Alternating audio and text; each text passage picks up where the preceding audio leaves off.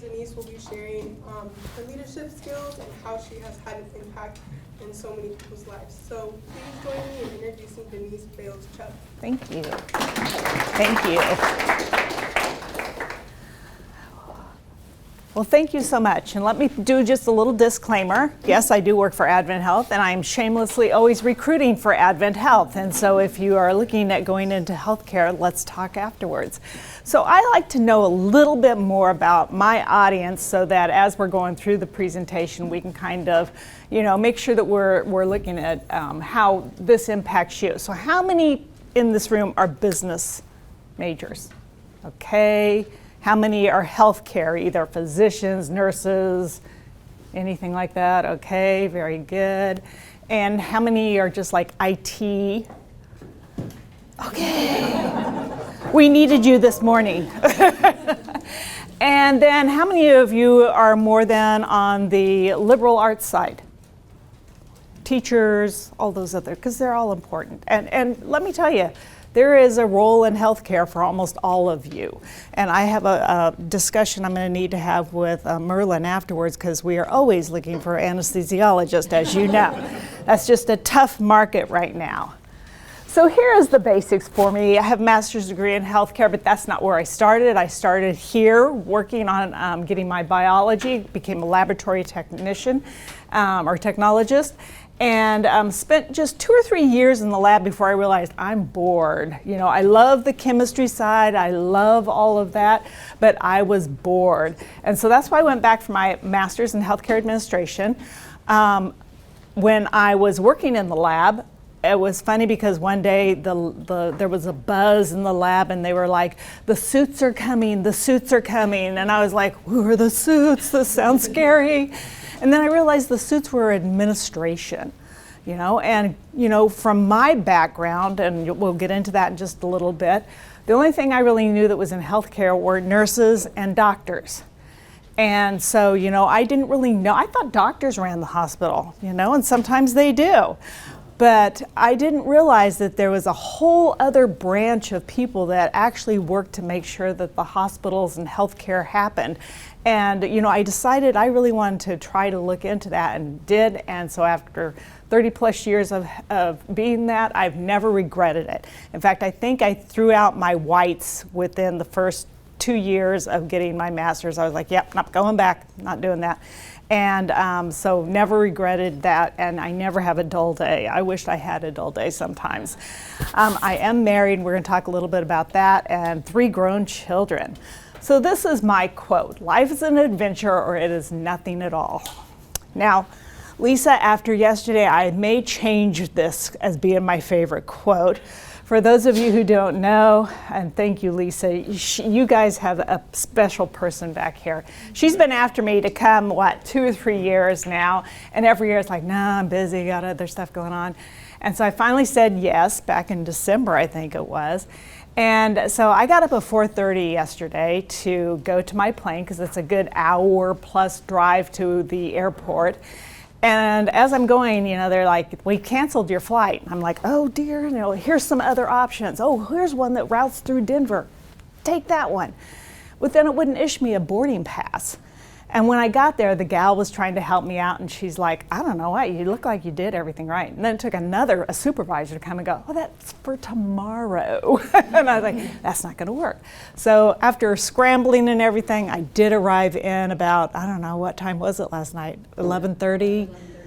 Yeah, crawled into bed at 1:30, and we're here. So I'm done with adventures. But when you look at what my life has been and everything, I think that what you have to do is always look at the possibility and the open door, and don't fear saying yes. Even if you don't know, just like Merlin was saying, even if you don't know or you don't believe you know, go ahead and step through the door and then learn. Make sure that you learn it afterwards. So farming. Farming is a theme throughout all of your people that are presenting today. I grew up on a farm in western Kansas, wheat farmers, and this is my family. I think the most interesting thing here is, Kansas, Nebraska, you guys have a lot of wind. And I have no idea how my mother kept her hair looking like that. No idea, but it was crazy. Always stacked up, perfect. She had lots of scarves. I am the middle of 3 girls. And then came along the little brother and disrupted the whole life, so, My family still farms. This was a homestead farm. As my great-great-grandfather came over from Germany, they went out, and as they opened land up for people, they went out and they staked it out. And so we had farmland all across western Kansas, and they have consolidated so they can make it a little more reasonable to farm that land. But when you grow up in a farm, you learn a lot of life rules or life guidelines that you are going to possess throughout. And when you have a job on the farm, there's no, I don't want to do that. Can I do something else? No, that is what you're going to do, and you're going to figure it out and get it done. And nobody goes to bed at night until everything has been done and taken care of. And it's hard, hard work. You can do all the right things, plant the right fields, do all the nurturing and everything. And, the rain may come, it may not. You may have this beautiful stand of crop and a hailstorm comes through and wipes it out in 2 or 3 minutes. And so it's a very, very tough job. And so, Lisa last night, she was asking me, she goes, how did you make it through COVID? How did you stay resilient? Farming, you have to be resilient. If you're going to last and you're going to make it, you have to be resilient. And you may have a really horrible, terrible day one day, but you're going to get up the next morning and you're going to dig right back in and start over and try to learn from your mistakes and do it even better. So I went to a little one-room school, 1st grade through 8th grade, and we would sometimes, and this is the school and the church, neither are there anymore, which is very unfortunate, but sometimes we would have 3 or 4 students, my sisters and I, or sometimes we would have, 20 students. It just really depended upon the year. And some people think, oh, little tiny schoolroom, you're not going to learn what you really need to learn in life. But I actually think that I learned a lot from that environment that really set me up for success in what I have done. So this is my great-grandmother and my grandmother, both nurses.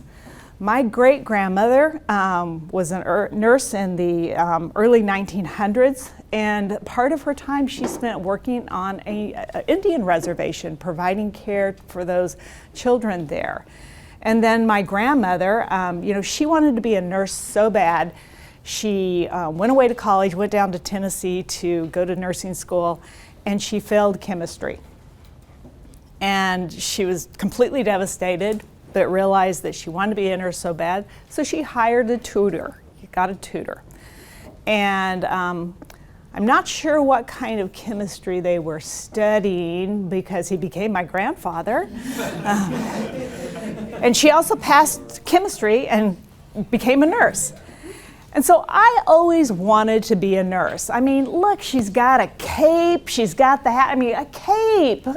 What jobs require capes now? And so I thought it would be cool to be a nurse. And so I actually, after my senior year of high school, was a certified nurse's aide in the little hospital. Now it's only a 12-bed hospital. Back then it was like a 26-bed hospital. It's acute care access hospital, barely clinging on. It's the only hospital in the entire county back in Kansas. And I hate to say it, but my brother-in-law is the physician. My sister is the CFO. My whole family lives there and supports the hospital. My aunt is the nutritionist. My sister, who is a nurse, went back and became an EMT, and now she runs the ambulance service. So the whole family helps keep this little hospital going, and that's their little mission field. So anyway, as I was working as a nurse's aide, one of the things I realized is that I don't do well when patients start throwing up. In fact, I'm joining them, and I have to step out of the room, and it was like, so I had to pivot. And that's why I went into become a laboratory scientist. My grandfather, my mother, and my aunt all went that direction. And I'm okay as long as there's separation between the actual person and, some of the blood and other stuff like that, because I always enjoyed the science side of it. So that's why I went into that field. And like I said, eventually I realized that there was another administrative side of healthcare. So this is another one of my favorite quotes. You don't choose your family. They are God's gift to you as you are to them. And so in my mid-30s, I met a man who was a CEO of a hospital at that time and fell in love. And he came with some baggage, as you can tell, 3 little pieces of baggage. And at that time, they were pretty young. And can you see the look on those boys' face? It's pure, what can we do to torture her? What other things can we do to make her life miserable? And so that was a time when, it took everything I had, because I didn't know how to raise children, never been around any like this. And they came to actually live with us full time when they were 8, 10, and 13. Fun years, really fun years. And during that time, I actually stepped away from work. And that was really, really difficult for me because, I'm a baby boomer and you don't do that. You don't do anything that's going to interfere in your career. And we'll talk a little bit about that later too. But I did. And I want to tell you that it's always okay to step away and take care of family and make sure that you are doing what you need to do to make sure family is okay and safe and you're taking care of them. Because I popped back into work, and I was able to get good jobs, was successful in moving on, and actually then getting the opportunity to become a CEO. So don't ever think that you need to put life on hold or that if you do that, things aren't gonna work out, because God has a plan for you in your life and it will work out. So I do wanna branch into why this is, leadership is so important. And when we start out here, I want to first of all talk about workforce challenges, because I want to kind of set the field as to why leadership is so important. And I want to give a call out to Rob Hetrick. He is the co-author of Lightcast's Rising Storm Demographic Report. And it's a fascinating report. It's pretty long. It's a pretty big read, but it's just fascinating in what's happening with our workforce today. So during the time here on the one graph between the 1940s into the 2000s, our workforce doubled. And there were 2 main reasons for that. People were having lots of babies during that time, and women entered the workforce. In fact, women entered the workforce by droves. And by the mid-1990s, we made up 60% of the workforce out there. And so with this came a very unique look at from the employer side and the employee side. The employer was like, look at all these people, and they were college graduates. There was a lot of people going to college back then. And the employer would say, look at all these people that are trained and well-equipped. I have a line of people at my door, so I can be very selective in who I hire. And so I can say, I want to pay this, and if you don't like it, you can go move on because there's 20 more people behind you. It's also like the job is over here in Kalamazoo, so if you want the job, you're going to have to relocate. And we were like, yeah, I'm going to go where the job is. I want a good career. I want to continue to advance my career, so I'm going to go where it is. They also had the mentality that, during rough times, we can just lay people off. It's okay, we'll just lay off some of the workforce, because when we get busy again, we can rehire. There's lots of people out there that want jobs. We can do this. On the employees side, we were willing to move. We really took time to determine, do I want to start a family now or no? Because, they want me to work these hours, they want me to relocate far away from other family. And so, you weighed whether you wanted to have a family or not, whether that was going to damage your career or not. And so What has happened now is we've got all us baby boomers, because I am one of them, one of the late ones there, but we're all leaving the workforce, and we're leaving the workforce, left and right. And in 2020, we had pandemic. We lost 5 million workforce people overnight. They just disappeared. And they have never, ever returned. And of that 5 million people, 80% were 55 plus. So what we're facing right now is this imbalance. From 2024 to 2032, the U.S. population growth will outpace the labor force growth by nearly 4 to 1. So there's just not going to be the labor force out there to take care of those of us who are aging and becoming more dependent and needing that, extra people to take care of. So as we have this declining population of those 25 to 65, which is the primary working age, it's declining faster than those entering the workforce.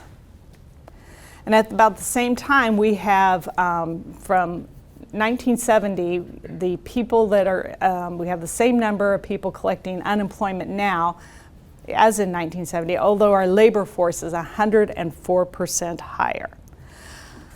And so this is going to really start impacting certain sectors of the industry. As you can see, as you go from the left to right, the IT, tech, finance, insurance, not so much impacted, education a little more, durable manufacturing, retail and slate a little more. Food, hospitality. How many of you have tried to make reservations and they said, nope, we can't take reservations, we're only taking so many, and because they don't have the staff to staff it. Or your city, how many Starbucks and other things closed because they didn't have people to staff it?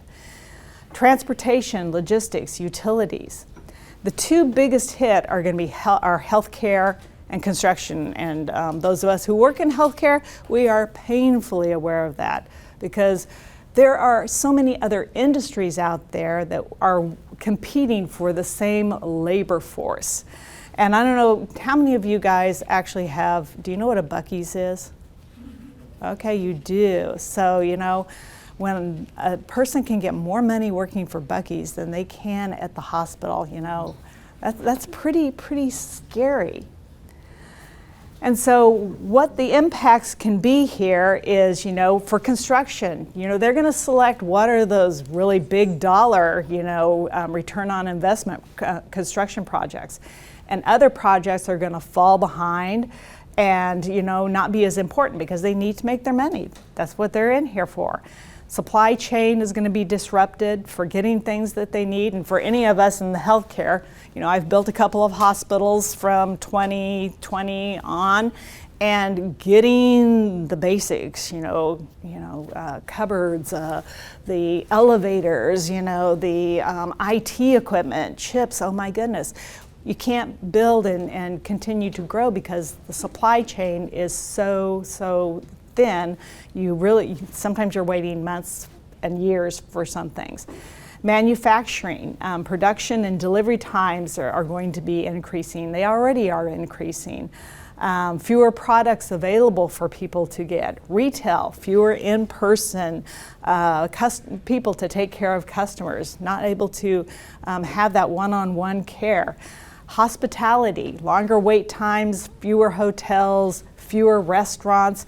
A lot of things are being impacted. And then healthcare, good, bad, or indifferent. Every time I open Becker's, which is a news journal that we get almost daily, there's another hospital closing because they either don't have the team members to staff it or the finances just aren't there to support it. Another factor that we have is we have 5 generations right now in the workforce. And these 5 generations come with very different ideas about how we should and should not work.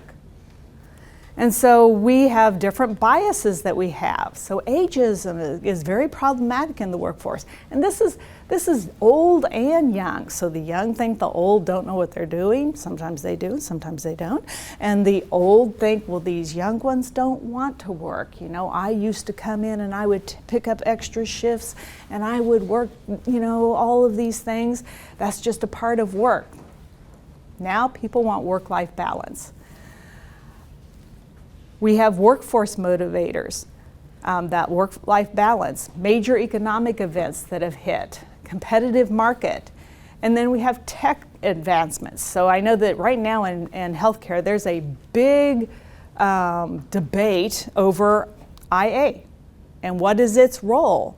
And we believe that there are certain aspects of that will really help because we have this workforce shortage that we are facing. And so AI is going to help in some of those ways, produce and make sure that we are working at the top level. But then there's also a lot of ethical concerns about that. Right now, you know, a lot of hospitals are moving to, you know, the face recognition to log into your computer. We have team members that refuse to do that because somebody is stealing their identity. And so there's just a lot of different things happening with our workforce. And that is why leadership matters. What the Harvard Business Review has shown is that the impacts of a good leader, there is 74% less stress in the workforce. You have 106 more energy at work. They're 50% more productive in the workplace. There are 13% fewer sick days. Now, you think that that's not a whole lot, but let me tell you, when you've got, you know, 600 team members working for you, that adds up quickly. There's 76% more engagement, meaning that they care about what they're doing, they want to be there, they want to be engaged in what they're doing. 29% more satisfaction with their lives, and 40% less burnout. So being a good leader really is important, especially in this day and age. So I'd like to go over the 12 characteristics of a good leader. First enough, self-awareness. This is understanding yourself, your personality traits, your behavior, the anxieties that you may have, your emotions. The better you understand yourself, the more effective you will be as a leader. You have to know that people are looking at you all the time. You really do live your life in a fishbowl. And people are always looking to you and how are they reacting to this situation? How are they dealing with this stress? And so being aware of yourself and how you present is very important. Respect. This is one of the most important things that a leader can do, is to show respect to all that they are working with.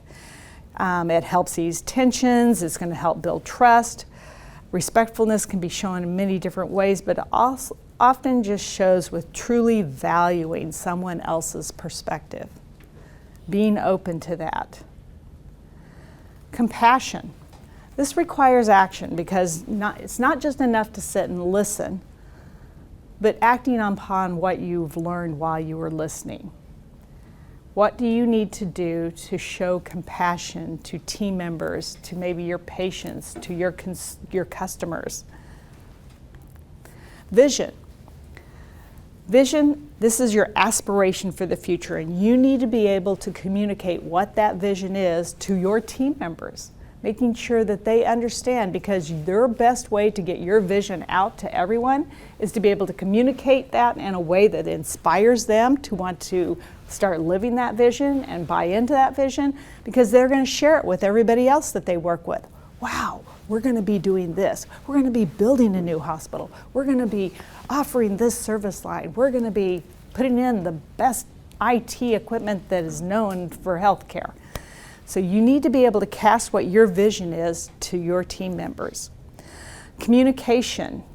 This is the one that I think we struggle with the most. And regardless of all the new ways of communicating, in our hospital we have lens boards where they do daily little huddles to give everybody the important updates. Of course, we always have email, there's text messages that go out.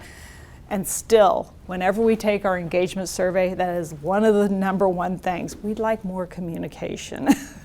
And so then our communication teams, they do their own little surveys to find out, well, what's the best way to communicate, because they're not reading their emails, they don't have time to read their emails.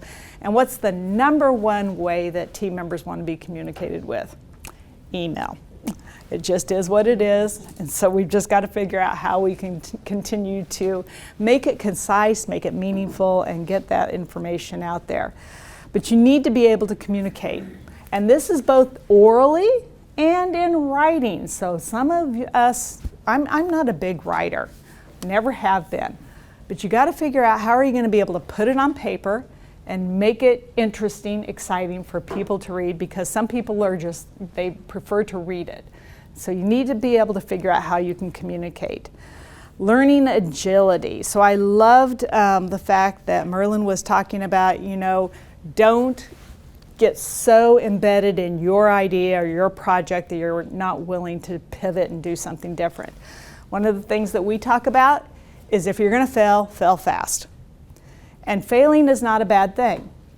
That's the way we learn. You want to have a project, you have a special, maybe you're going to change how we structure, how we, staff a different unit and everything, and you come up with a way to do it. And that's great. But if it's not working, you need to figure out, how do I pivot quickly, and how do I learn from that and make it better? And so failing is a good thing. Don't think that and a lot of people get stuck. Well, I don't want to put my project out there because what if it's wrong? Well, as long as nobody's dying, then we might as well try it, because we need to be looking at new, innovative ways to take care of patients, to push business forward. And so failing, in my books, is a good thing, but fail fast and learn from it.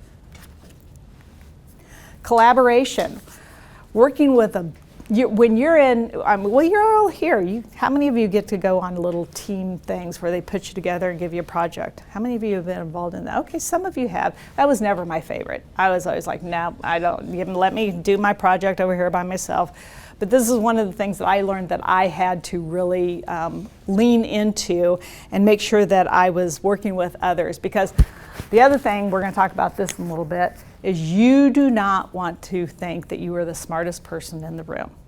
You want to surround yourself with others who know more than you, have those different, specific, unique things that they understand, because it's in that collaboration. In a hospital, you have usually a CEO, a chief financial officer, a chief medical officer, a chief nursing officer, and usually a chief operations officer. That's usually your core at the top. And when we get around the table and we have ideas or we're looking at something, I need that chief financial officer over there saying, whoa, whoa, whoa, this is going to cost crazy amounts of money and there's going to be no ROI on it. I also need the nursing person to sit there and tell me, this is way too much for the nurses and we'll lose nursing staff if we go and implement this. And I need that chief medical officer. That's one of the key people to say, this isn't going to work for the doctors, because I don't think that way. I don't have that understanding. I've never been a doctor. I've never been a nurse. I've never been a finance person. They have that unique perspective of what is going to happen with those different projects that you have. So it's key to have that collaboration. Influence, being able to persuade people to buy into your vision. And this isn't, it's very different from manipulation. This is using honesty, transparency, and making sure that you are inspiring action in people to grab that vision and really run with it. Integrity. You got to be consistent. This is the one thing I learned from being a parent. You can't give this child one thing and tell this child another thing, and because they're going to talk. They're going to talk behind your back and they're going to compare notes. And the same thing happens in an organization. So you have to be consistent. You have to tell everybody the same message. You're going to have to hold to that message. You have to be honest. You have to gain their trust. Courage. This is another one that I think people really struggle with, because it's hard sometimes when you're in a room of people to put your idea forward and say, hey, why don't we try this? Or even more difficult is, I've noticed that this isn't working, or that we've got a possible issue over here, especially if that was somebody else's pet project, because you're basically saying, hey, flagging, we need to rethink this. And sometimes that's very difficult. And people will be concerned, well, now they're going to think badly of me, or they think that I am attacking them, when I'm really just trying to improve the product or improve the services. And so you need to make sure that you have an ability to be very courageous in making sure that you are championing what's right, and making sure that you're doing what's important, and making sure that you are staying true to the vision. Gratitude, this is another one that I think that everybody struggles with. And it's the simplest one. It's just being truly honest and open that, thank you for going above and beyond. I mean, Lisa yesterday, oh my goodness, that woman, she is unbelievable. She offered to go and pick me up at the airport at, 11 o'clock at night. I mean, and I am forever grateful for that, because I have never driven between here and Omaha, and at night it is really dark out there. You guys have no lights here. So it's very dark, and there was traffic. They were fixing the roads and everything. So I am grateful for that. And you need to make sure that you are sharing how grateful you are to your team members, because they show up every day, they give of themselves, they make sure that they are doing what they need to do to take care of your patients. And then resilience. And this is another one that, we talked a little bit yesterday. Lisa asked me, she goes, how did you make it through COVID? What was the biggest struggles in COVID? And, good, bad, or indifferent, that's going to be a mark on our culture for a very, very long time. And I think the most difficult for the hospitals was the fact that we didn't know what we didn't know. And so almost in fact, it was a daily basis, and sometimes 3 or 4 times during a day, the actions that we were going to take and how we were handling it, how we were working with patients, how we were distributing the protective equipment and stuff like that changed. And that's very disruptive to a workforce. People like to know, what am I supposed to be doing so that I can go forth and execute it? But if it's constantly changing, then it disrupts that trust. And they start thinking about, well, what if what I'm doing now isn't the right thing? And so COVID really, really, caused us to have to, stop and think about how we were going to support our team members. One of the things that we did at my hospital is we created a little Helping Hands program. And that's where, because the hospitals are basically shut down. We only have inpatients that we're taking care of and doing emergent care in the ORs. And so the administrative team, we came up with a plan where each unit could put in what they needed help on. And sometimes it was really basic stuff. I need somebody to come up and help, clean the unit, take out the trash, make sure that water and ice have been distributed to, the patients and everything. Make sure that the dinner trays have been delivered and they've been picked up. And so every single person that was working with an administrative office signed up, and they were then going up and doing at least 4 hours of that type of work every single week. And that really helped the team members and administration really connect, because they knew that we were there supporting them. We weren't going home and, working remotely. We were there with them, supporting them, helping them to do what we needed to do, and that was provide care to our patients. So being resilient, I think it's one of those things that the more you put into it, the more you get out, because you got a sense of, of meaning, a sense of purpose, and a sense that, you were making a difference. So when you look at the different leadership capabilities, we kind of boil it down to this: know yourself and your skill sets. Make sure that you are building a team that complements your strengths. Surround yourself with those really smart people, because they are going to help you be successful in whatever you are working on. Celebrate. This is another thing that the hospitals are terrible about. We work, work, work. We don't take the time to celebrate. And so make sure that you are creating different little things to celebrate all of the work that the team members are coming in. Now, we have a whole variety of different things that we do. We have Daisy Awards, we have Sunflower Awards, we have, we give out awards for people who are achieving the best on their Press Ganey, which is their patient satisfaction surveys. We have physician awards. We recognize our physicians. If you are the best physician communicator based on those Press Ganey scores, you get an award. We want to make sure that we are recognizing the people and the work they do and celebrating the work that we are doing. And finally, as I was riding up in the elevator today, I saw the mission and value statement there on the wall of the elevator. So every single company has a mission statement. So when you are going out into the workforce and choosing a company to work for, you need to know what that mission statement says. And it needs to resonate with you. If you can't get up every single morning going, yes, I get to live this mission statement today, that's probably not the organization for you.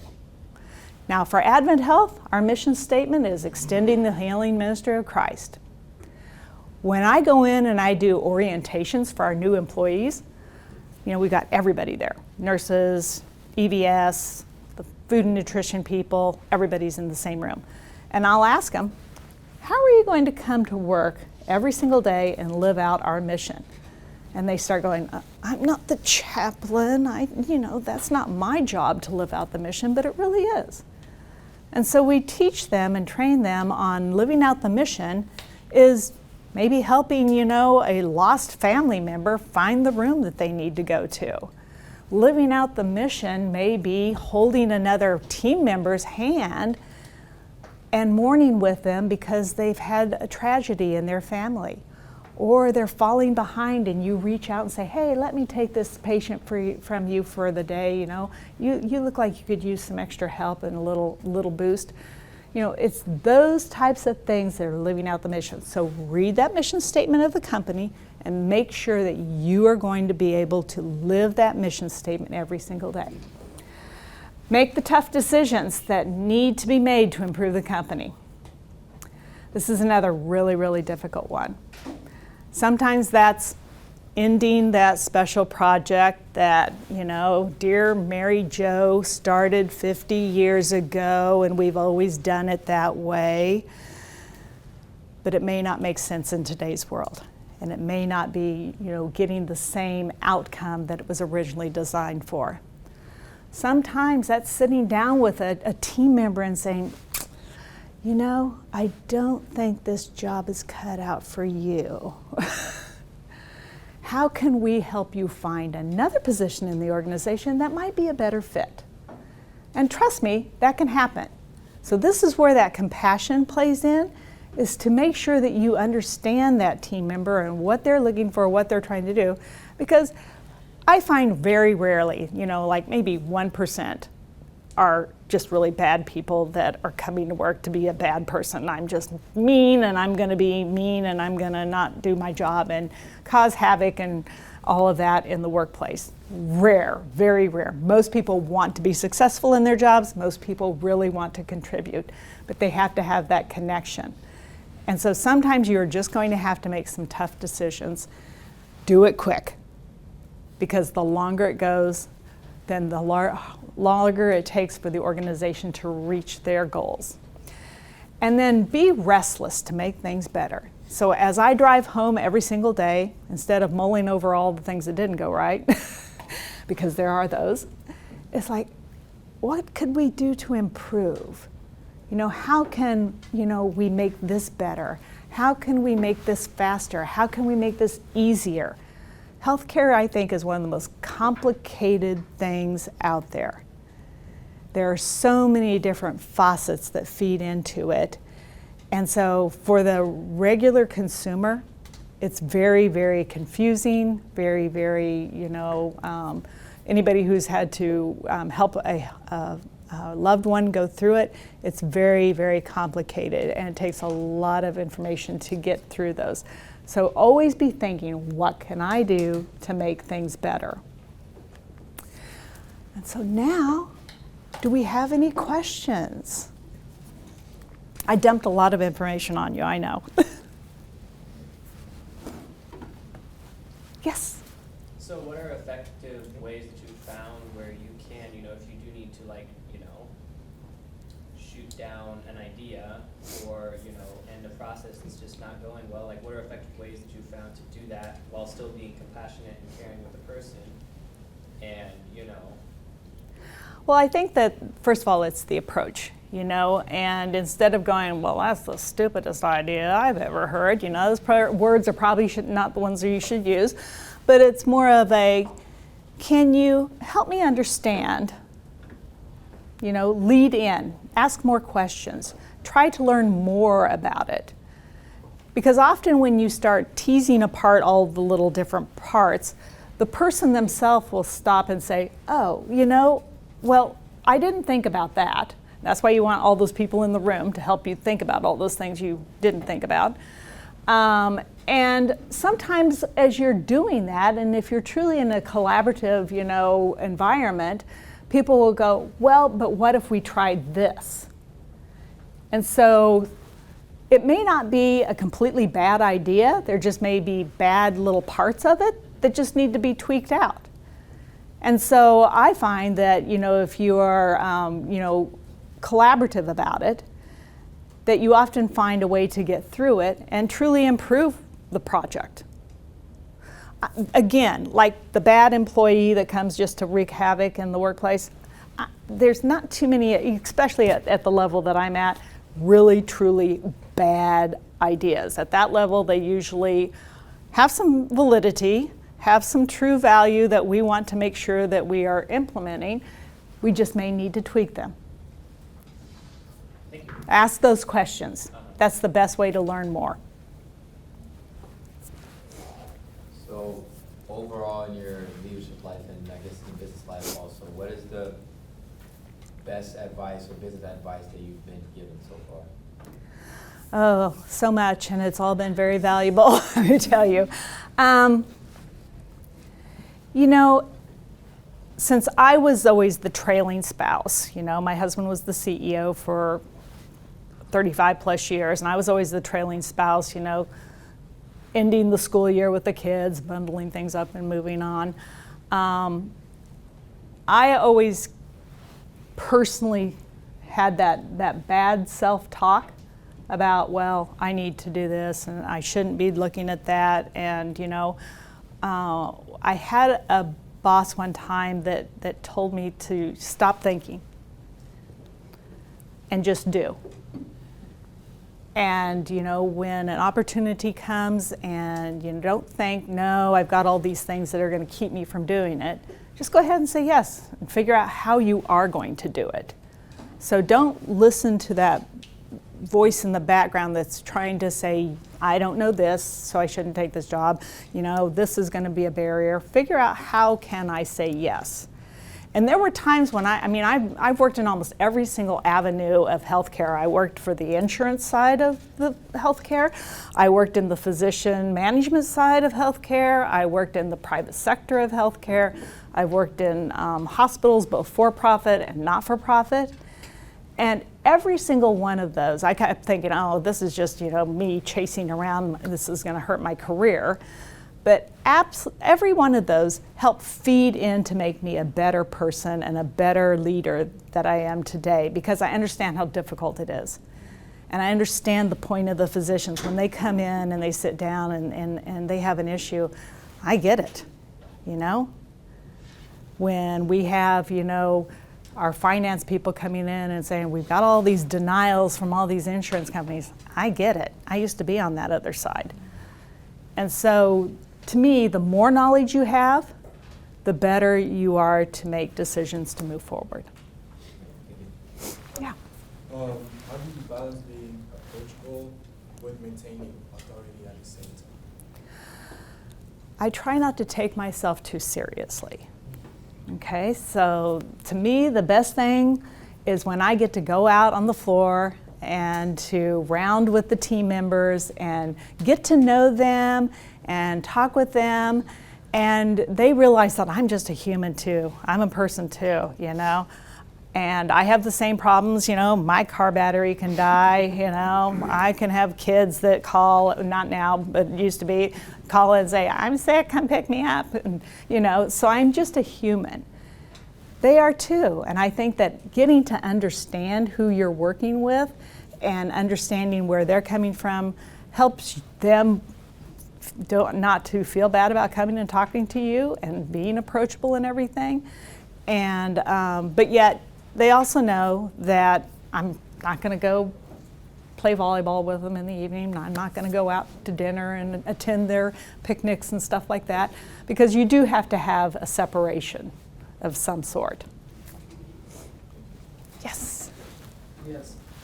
So it looks like, you know, you have 30 years of experience and you're a CEO. What are the challenges that you experience as a leader for people, you know, who kind of question your leadership? You know, you're a mother, you have so much going on. How did you You know, do that?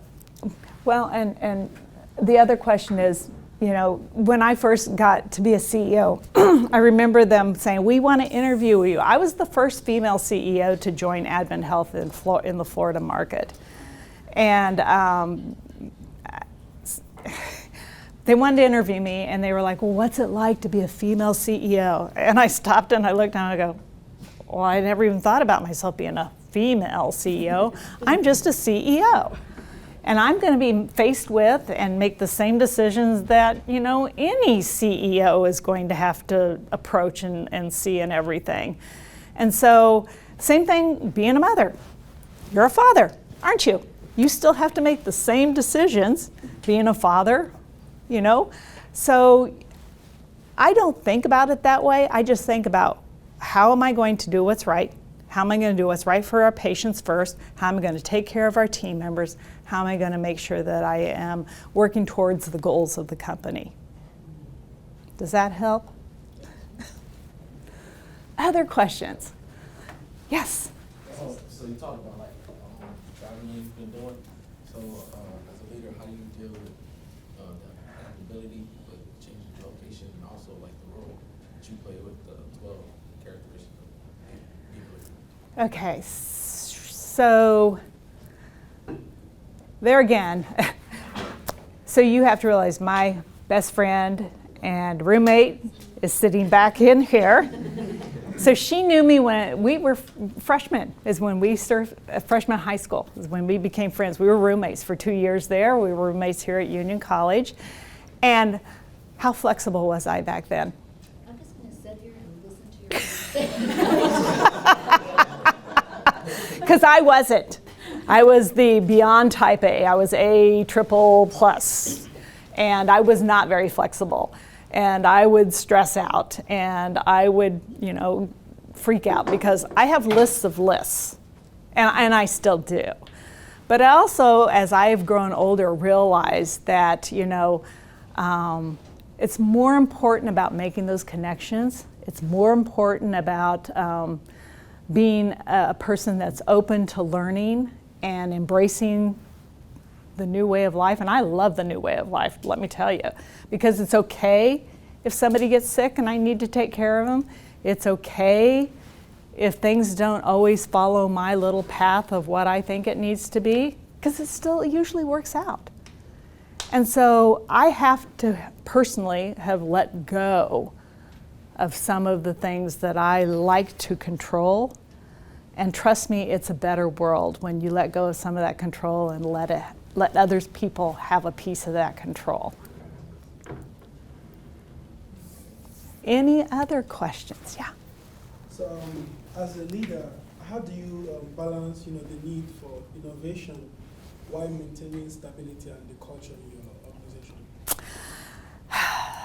That one's a big challenge, because I don't know about some of the others in the room that have been around as long as I have or close to it, but to me, I feel like technology right now is going so fast that, trying to make wise decisions about what's going to be best for the organization, best for our physicians, best for our patients, is a bit of a challenge. And, and it's all very expensive. Let me tell you, it's all so expensive. And so you have to weigh all of those things when you're making a decision about, how innovative are we going to be? And trust me, I have some physicians, some legacy physicians that are like, must we always be on the bleeding, cutting edge of technology? Can't we just slow down a little bit, But in this day and age, I don't know that that's really an option. So what you have to do is you have to make wiser decisions. Make sure that you are communicating the vision as to why you are doing that. The why is a big thing. Make sure everybody understands the why. And make sure that it ties back to your mission. Any other questions? One more question. I think we've exhausted them. So, did you have one? Sure. Okay. So you mentioned that you hadn't been a nurse or a doctor or finance, like things you typically associate with healthcare when you got into the higher up position. And I feel like you talked about that as an asset, and I agree it can be an asset in some ways. Have you faced pushback from that professionally of people who are in those individual fields of like physicians or nurses, etc.? And second part, do you think that it is always an asset in every field to have the people in those higher up positions not necessarily have worked like in the lower levels of the industry? Well, first of all, almost every single person that's in the C-suite started low. I started in the lab. And before that, I started as a certified nurse, assistant. So almost every single person in the C-suite has usually started someplace else. And in Advent Health, that's really true. I mean, I think we just got a brand new president yesterday. So Terry Shaw retired, and we have a brand new president, David Banks. And I think he started like as a patient register in the ED or something like that. It was really low. And most of our really top high people in Advent Health did start very low and work their way up. And so they have seen, they were exposed to. That being said, sometimes you forget as you get older, you forget what happened back then.